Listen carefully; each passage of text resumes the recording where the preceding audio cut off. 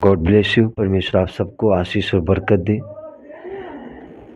आइए हम अपने स्पिरिचुअल फादर जी की ओर से कुछ वचनों को सुनते हैं और उन वचनों के द्वारा हम परमेश्वर से आशीषों को प्राप्त करते हैं।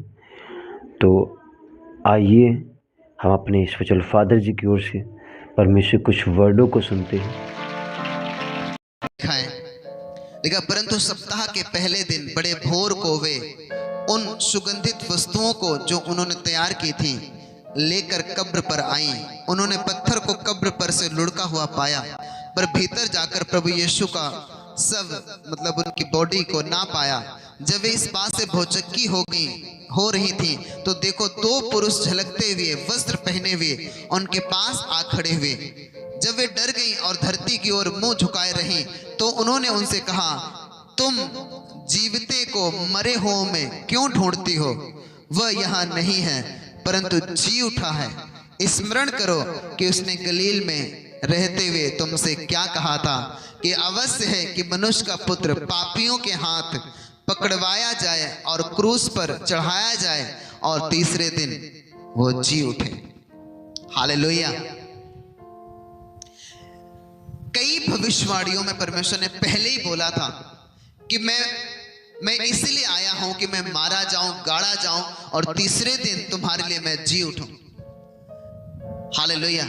एक बार जब यीशु मसीह पतरस को बोल रहे हैं कि मैं इसलिए आया हूं कि मैं मारा जाऊं, मैं क्रूस पर चढ़ाया जाऊं, और वो पतरस कहने लगा, परमेश्वर के पास जाकर उनका हाथ पकड़ा और बोला, परमेश्वर तू कि ये क्या कह रहे हैं?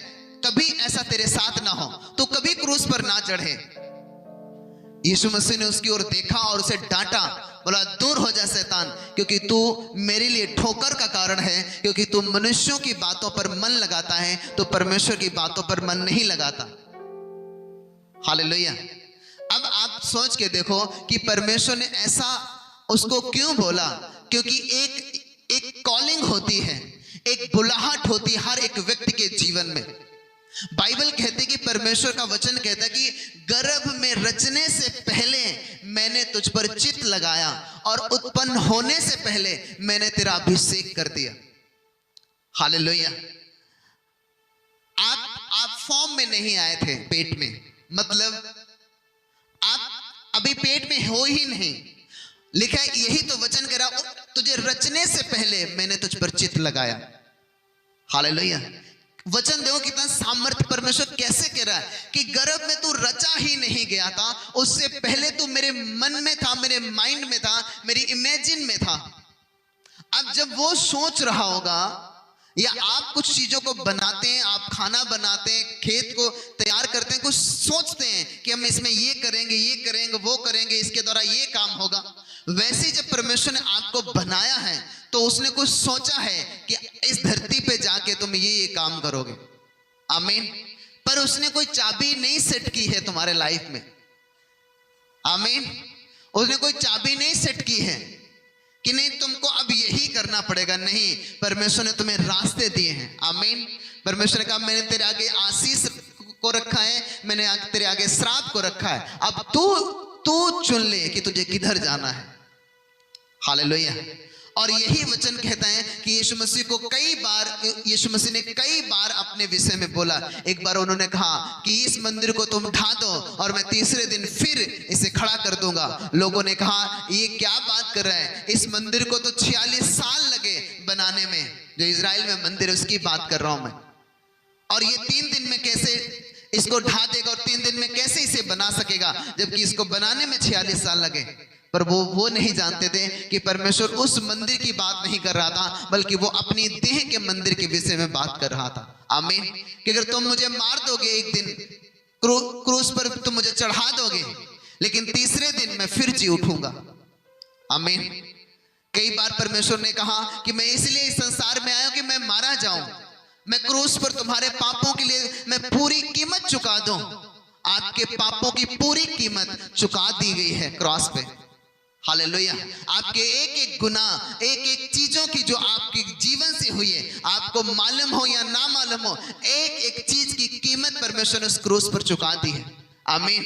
और वो तीसरे दिन मुर्दों में से जी इसलिए उठाए ताकि वो आपको धर्मी ठहरा सके। आमीन। ताकि वो धर्मी ठहरा सके, क्योंकि गुनाहों, आपके पापों के लिए मारा गया, तो उस आपके पाप उसको उसके ऊपर गए तो उसने सजा उठाई, पर आपके पाप उस पर गए, उसने सजा उठाई, और उसकी जो धार्मिकता थी, उसकी जो पवित्रता थी, वो आप पे आई है। आमीन। और जब पवित्रताई आएगी, यीशु मसीह ने उस लकवे के रोगी से क्या कहा? लकवे के रोगी से कहा, हे पुत्र तेरे पाप माफ हुए। पर वो 4 लोग उसको उठाकर चारपाई पे इसलिए लेकर आए थे कि इसको जो फालिज मारा है, इसको जो लकवे का रोग हुआ है, ये ठीक हो जाए। लेकिन जब यीशु मसीह के सामने वो गया तो परमेश्वर ने कहा, हे पुत्र तेरे पाप माफ हुए, जबकि वो लकवे की बीमारी था। तो परमेश्वर ने क्यों कहा तेरे पाप माफ हुए? क्योंकि परमेश्वर जानते थे कि ये बीमारी जो इसके लाइफ के ऊपर आई है, ये गुनाह के कारण आई है, और सबसे पहले अगर इसका गुनाह माफ नहीं हुआ तो ये बीमारी इसके लाइफ में बनी रहेगी, क्योंकि बीमारी एक सजा है। हालेलुया। पर धन्यवाद हो परमेश्वर का कि वो सारी सजा उन्होंने अपने ऊपर उठाई। और जो ये व्यक्ति विश्वास करता है, अंदर से मन से विश्वास करता है, और फिर मुंह से अंगीकार करता है कि परमेश्वर मैं एक पापी मनुष्य हूं, लेकिन खुदावंद तूने मेरे लिए क्रूस पर जान दी, अब मैं पापी नहीं रहा हूं, अब तू मेरा उद्धार करता है और मैं तुझे ग्रहण करता हूं। याद रखो, अगर तुम आप ऐसे बोलोगे, एक टाइम आएगा परमेश्वर वो चीजें जो तुम्हारे लाइफ में पाप की वजह से तुम पर असर हुआ, तुम्हारे परिवार में हुआ, तुम्हारी जिंदगी में हुआ, जिंदगी टूटी, रिश्ते टूटे, फाइनेंस बिगड़ा, परिवार बिगड़ा, जो कुछ तुम्हारे लाइफ में हुआ, परमेश्वर के सामने अगर आप ये बोलोगे कि खुदावन मैं विश्वास करता हूं उस क्रूस पर तूने मेरे पाप के लिए पूरी कीमत चुकाई थी, याद रखो परमेश्वर उन पाप का असर खत्म कर देगा यीशु मसीह के सामर्थी नाम में। हालेलुया। लकवे के रोगी से क्या कहा? पहले परमेश्वर ने कहा, हे पुत्र तेरे पाप माफ हुए। आसपास लोग बैठे हैं, बोलते ये क्या है? ये यीशु मसीह, ये तो मनुष्य, मनुष्य कैसे किसी के पापों को माफ कर सकता है? हालेलुया। पर वो परमेश्वर है। आमीन। मनुष्य ने पाप किया, परमेश्वर और मनुष्य एक होके रहते थे, पर जब आदम ने पाप किया तो परमेश्वर से वो दूर हुआ। पर परमेश्वर प्रेम करते हैं मनुष्य को, कैसे वो छोड़े? अब मनुष्य पापी है, मनुष्य परमेश्वर नहीं बन सकता, लेकिन परमेश्वर तो मनुष्य बन सकता है, और इसलिए वो यीशु मसीह के रूप में आया, ताकि वो मनुष्य के रूप में आया ताकि हम मनुष्यों के साथ वो मेल कर ले। आमीन। और आज वो व्यक्ति जो परमेश्वर के साथ मेल कर लेता है, अगर आप शरीर के अनुसार चलते हैं तो बाइबल में लिखा कि आप परमेश्वर के बैरी हैं, आप दुश्मन हैं परमेश्वर के। लेकिन शरीर के काम और शरीर की सब चीजें जो भी आप शरीर के द्वारा होता है, उससे मौत ही उत्पन्न होती है। हालेलुया। अब परमेश्वर ने कहा कि मैं इस संसार में इसीलिए आया हूं कि मैं मारा जाऊं, गाड़ा जाऊं, तीसरे दिन मुर्दों में से जी उठूं। हालेलुया। तीसरे दिन मुर्दों में से मैं जी उठूं। अपने हाथों को उठाओ। एक बड़ा ही ये ऐसा विषय है, आपको समझने की और ग्रहण करने की जरूरत है। खुदा मेरी आंखों को खोल, मेरी आंखों को खोल परमेश्वर।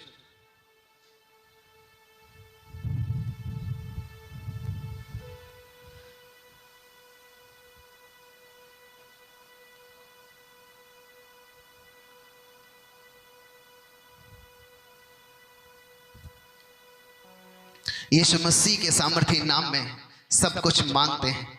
आमीन। कितने लोग ये विश्वास करते कि हमारा परमेश्वर जीवित परमेश्वर? तो जैसे दूत ने कहा उस स्त्री से कि तुम मरे हुओं में उसे क्यों ढूंढते हो? हालेलुया। आपके लाइफ पे चाहे जितनी बड़ी दुख आए, कितने भी बड़े मुसीबत आए, हमेशा याद रखो कि मेरा परमेश्वर उन सब मुसीबतों को खत्म करने के लिए अभी जिंदा है, और वो कभी नहीं मरने का। आमीन। वो मारा गया इसलिए था, उसका मरना जरूरी था, एक बलिदान जरूरी था, मनुष्य के अपराधों, उसके पापों का बलिदान के लिए बलिदान एक जरूरी था, और वो बलिदान प्रभु यीशु मसीह ने दिया। हालेलुया। कई लोग कहते हैं कि यीशु मसीह अपने आप को तो उतार नहीं पाए, अपने आप को तो बचा नहीं पाए, हमें कैसे बचा लेंगे?